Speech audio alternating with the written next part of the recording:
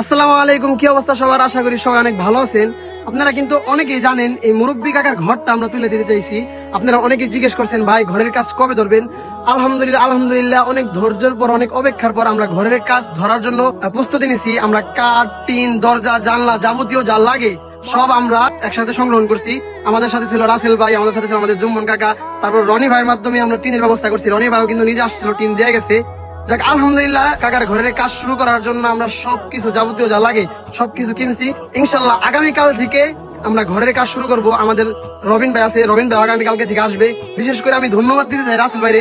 আসলে ফার্স্টে যখন আমি এই ঘরটা করতে চাইছিলাম তখন ছিলাম আমি একলা, কিন্তু যখনই রাসেল ভাই বললো যে ভাই আমরা আসি, আমার মনে হলো যে যাক এই ঘরের কাম সম্পূর্ণ হইব, এমনকি আরো ভালোভাবে হইব।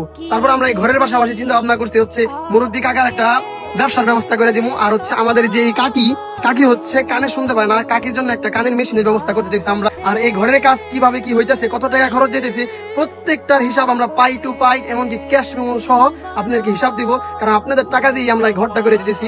আর যারা আপনারা টাকা দিয়ে আমাদের পাশে ছিলেন, আপনাদের মন থেকে অনেক অনেক অনেক ধন্যবাদ। কারণ আপনাদের জন্যই আমরা এই পর্যন্ত তাদের পাশে আসতে পারছি আর তাদের ঘর করে দেওয়ার, ব্যবসা করে দেওয়ার, চিকিৎসা করার চিন্তা ভাবনা নিতে পারছি এবং এটা বাস্তবায়ন করতে পারবো ইনশাল্লাহ, যদি আপনারা আমাদের পাশে থাকেন।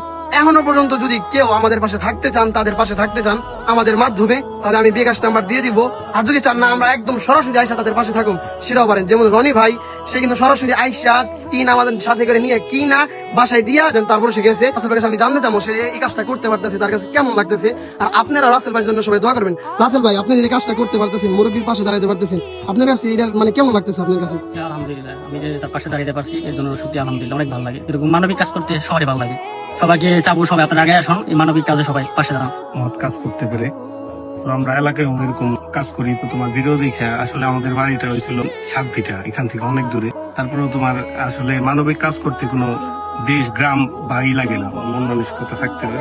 তো আমাদের এলাকার ভাই বারাদার যারাই আছে প্রবাসী, তারা আমার থেকে মন মানসিকতা আরো ওদার বেশি। তো তাদের সাহায্যই আমি যে তোমার ভিডিও দেখছিলাম, তুমি আমার মেনশন দিছিলা, পরে আমি আমার এলাকার ভাইদের সাথে কথা বলছি। তো তারা যে সমস্যা নাই, তুমি আগে যাও, আমরা টাকা পয়সা যা লাগে তো দিতেছি। তো আমাদের প্রবাসী ভাইয়ের উদ্যোগে আমরা এই টাকা পয়সা গুলি কালেক্ট করছি। খুবই আনন্দ লাগতেছে, আমরা অবশেষে কাজটা সম্পূর্ণ করতে পারছি। তাদের বাসায় টিম চলে আসছে। কাকা, এই যে আপনারা আমার সাথে শুরু করলেন, আপনার কেমন লাগতেছে? আলহামদুলিল্লাহ, মানবিক কাজ যেহেতু সবসময় আসছিলাম, ইনশাল্লাহ পরবর্তীতে থাকবো। আর প্রবাসে যারা আছেন বিশেষ করে তাদেরকে ধন্যবাদ দেই। তারা সবসময় আমাদেরকে হেল্প করে, সহযোগিতা করে, পাশে দাঁড়ায়। ঠিক আছে, বিশেষভাবে তাদের কাছে আমরা কৃতজ্ঞ। তারা সবসময় আমাদের দেখে, যখন যা লাগে প্রয়োজন আমাদের সাথে যোগাযোগ করে, আমাদের পাশে দাঁড়ায়। তো বিশেষ করে তাদেরকে আমি ধন্যবাদ জানাই, প্রবাসে যারা আছে। আর বিশেষ করে হচ্ছে যে টিনের বিষয়টা, রনি ভাইকে তো ধন্যবাদ দিলাম, কিন্তু এখানে সব থেকে বড় ধন্যবাদের একটা পার্ট আছে, এটা হচ্ছে আব্দুল্লাহ। সে হচ্ছে আমাদের ভাই, বাহিরে থাকেন, সৌদি আরব থাকে। তো এই আব্দুল্লাহর মাধ্যমে হচ্ছে রনি ভাইয়ের সাথে পরিচয়, আর টিনের ব্যবস্থা রনি ভাই করে দিছে। আর আব্দুল্লাহ যথেষ্ট পরিমাণ চেষ্টা করছে এই ঘরটা করে দেওয়ার জন্য, যথেষ্ট পরিমাণ চেষ্টা করে। আরেকটা বিষয়, আমাদের যে আমরা কেনাকাটা করতে গেছিলাম তখন এক দোকানদার ভাই, তার কাটা আমার যা আছে টোটালি 3,000-4,000 টাকা তার বিল হইতো। তো ভাইকে বললাম যে ভাই আপনি বিলটা একটু কমায় রাখেন, গরিব মানুষ।